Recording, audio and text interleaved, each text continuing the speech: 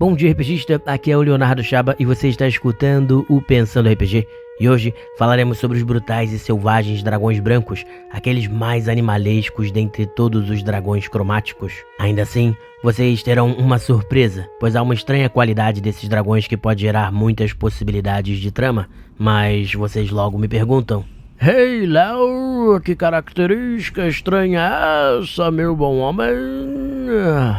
E bem, já falarei dela, mas antes disso, vamos primeiro aos aspectos físicos desses dragões que combinam com sua personalidade de grandes predadores. Os dragões brancos, embora não sejam tão grandes e tão poderosos quanto outros dragões cromáticos, são absolutamente brutais, agindo através dos seus instintos e se aproximando muito mais do comportamento bestial de um predador animalesco do que os demais. Isso trará para nós uma série de coisas que poderemos explorar. Até por isso, tais dragões fisicamente possuem um aspecto mais robusto, com o rosto e patas mais largos, mais ameaçadores. Além disso, eles possuem também uma adaptação bem interessante, que são membranas extras para proteger os seus olhos. Mas você me perguntaria, e por que isso é necessário? Bem, pelo fato de que essas criaturas costumam viver em locais frios, no pico de grandes montanhas ou em áreas completamente congeladas.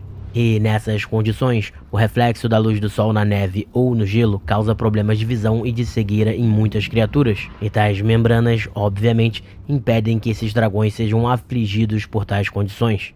E claro, isso naturalmente já nos revela o seu habitat, que são lugares de um modo geral muito frios. Mas vale lembrar que eles nem sempre precisam ser nas localizações mais ermas e congeladas. Eu vou falar sobre isso em breve, dando até uma boa ideia de trama para vocês. Mas enfim, voltando às suas características gerais, tais dragões costumam ter suas escamas bem brancas quando jovens, mas vão desenvolvendo alguns tons de azul e também de um cinza claro ao longo do tempo, algo que os permite se camuflar melhor na neve e também no céu. E como dito, eles são exímios caçadores, talvez até melhores do que os outros dragões, justamente por terem todo o seu foco voltado para sobreviver e para matar, como grandes bestas predadoras. Ainda assim, eles costumam somente comer suas presas após congelá-las com sua baforada de gelo, guardando os inimigos mais poderosos e valorosos, em sua visão, para expô-los como um troféu em seus lares congelados. Até por isso, é muito comum de se ver outros dragões, gigantes e outras criaturas poderosas aprisionadas pela eternidade em grandes cubos de gelo nos lares de dragões brancos.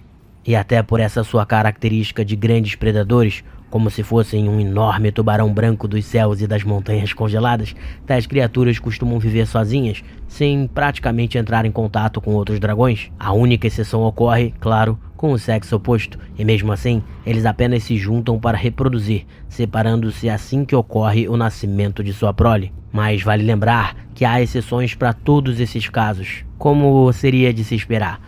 Conforme os dragões brancos vão se tornando mais anciões, eles desenvolvem uma inteligência e uma sabedoria um pouco maior, podendo assim superar essa sua mentalidade animalesca de predadores e desenvolver relações mais complexas, seja com a sua prole ou seja com outras pessoas. Há inclusive alguns casos desses em Forgotten Realms, um dos reinos do Dungeons & Dragons, em que temos aí dragões brancos que criam laços com seus filhos, com humanos e outros. São histórias até bem interessantes, mas que dariam spoilers de algumas aventuras prontas do sistema, então eu prefiro não falar.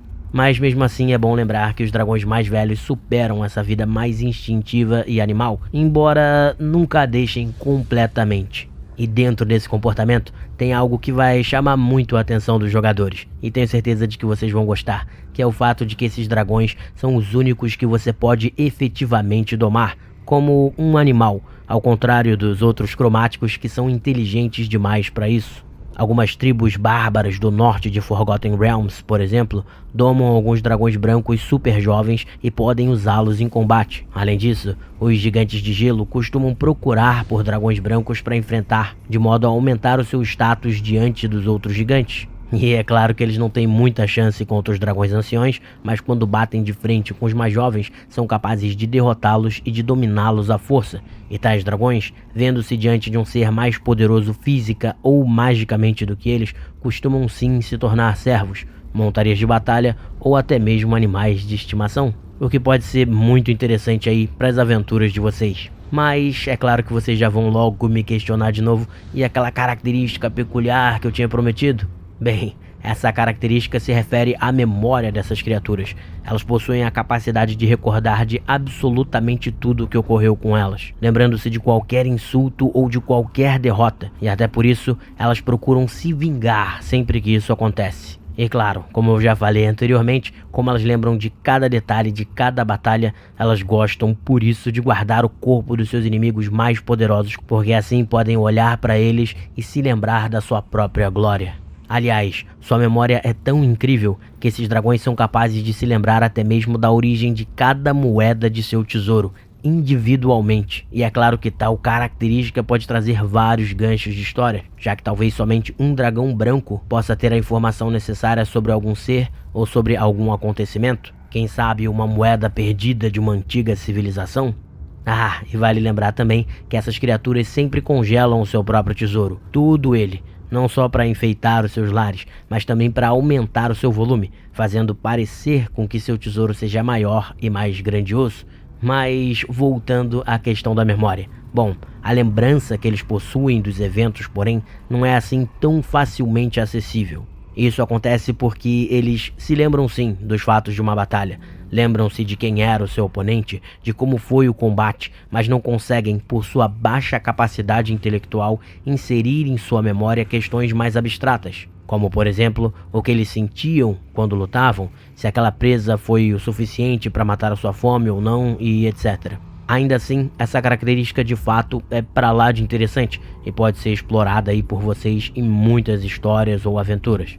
Afinal, é sempre bom lembrar que um dragão desses nunca vai esquecer, por exemplo, de alguém que fez mal a ele, ou então de alguém que o salvou quando ainda era filhote. Isso poderia gerar uma trama interessante, quem sabe um dragão branco mais benevolente por causa disso? Mas enfim, tais dragões, apesar de grandes predadores, algumas vezes possuem servos. Mas é importante ressaltar que em geral esses servos são só os seres humanoides, como kobolds, inteligentes o suficiente para se protegerem e para apaziguarem a sua ira e a sua fome, já que tais criaturas, justamente pelo seu lado bestial, alimentam-se até mesmo de seus próprios servos. E esse lado animalesco é tão intenso que eles costumam devorar tudo que está nas proximidades dos seus lares, sem se preocupar se terão ou não o que comer no futuro.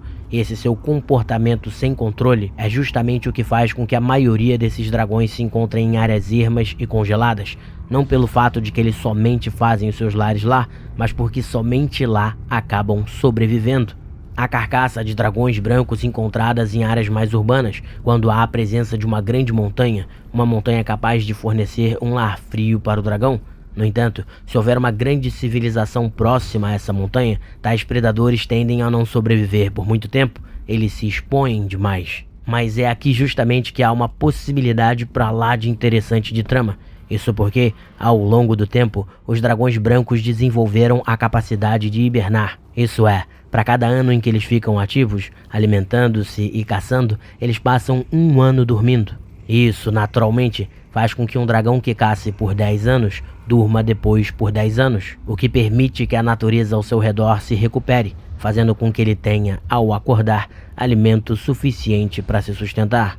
Então, olha que legal, uma história em que um dragão ancião se manteve atipicamente ativo por mais de 100 anos, em um lar numa grande montanha, que não precisa ser num local ártico. No entanto, ele repentinamente acorda e por seu tamanho poder começa a trazer pavor para uma civilização que se colocou ao pé daquela montanha sem saber da existência de tal criatura. Talvez sejam necessários sacrifícios para apaziguar a sua fome, ou então heróis que sejam capazes de enfrentá-lo, enfim. Pode ser uma surpresa pra lá de interessante. Bom, e agora vamos às mudanças que a região do lar desses seres sofre por causa da sua presença. Em uma área de 6 milhas, há o surgimento de uma névoa branca e fria que recobre toda a região. E nessa mesma área, há uma contínua precipitação de neve e de granizo, às vezes gerando tempestades enquanto o dragão dorme. Além disso, dentro do lar do dragão, muralhas de gelo aparecem, algo que dificulta a batalha contra ele, já que ele pode se movimentar sem sofrer penalidade por entre as muralhas. Enfim, esses são os brutais e animalescos dragões brancos. Espero que tenham gostado de mais esse programa e até o nosso próximo episódio. Valeu, pessoal!